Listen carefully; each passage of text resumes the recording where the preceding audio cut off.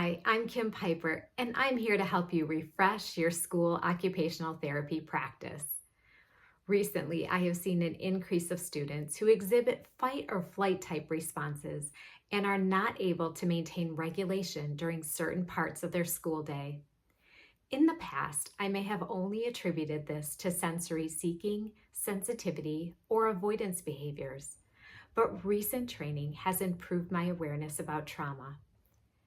During the evaluation or IEP process, the sensory profile, sensory processing measure, or other questionnaires can be helpful. I have also come to understand the importance of gathering as much information as possible about a student's past experiences. A phone call to a parent often yields insightful perspective. So, what approach is best when we know that trauma is a contributing factor? Can we still use traditional sensory approaches? Research is not conclusive about sensory modulation for child victims of trauma, but it is a promising practice. Check out the study in the Journal of Child and Adolescent Trauma entitled Sensory Modulation Dysfunction in Child Victims of Trauma, a Scoping Review. We can use sensory tools, rooms, and programs such as the Zones of Regulation or Alert program to help the child increase their interoception awareness, giving them a better understanding of how their own nervous system senses, interprets, and signals. Initial steps in this process might look like introducing concrete developmental ways to assign language and visuals to the concept. Examples include colored zones, the rabbit and turtle, or race cars to illustrate the concept. You can make observations that sound like, "Your motor is running so fast on that trampoline." "You look like you're in the blue zone on that swing." "I noticed that the band on your chair helps you stay focused and ready to learn."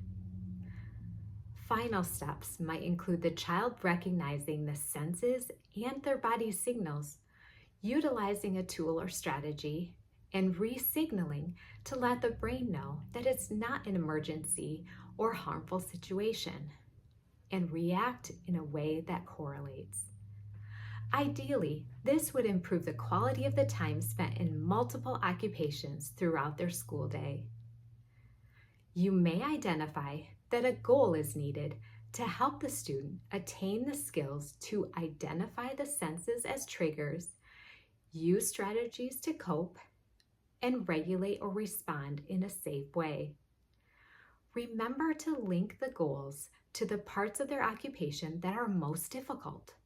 For example, if whole group lessons are challenging times to remain regulated, then reference that in the goal.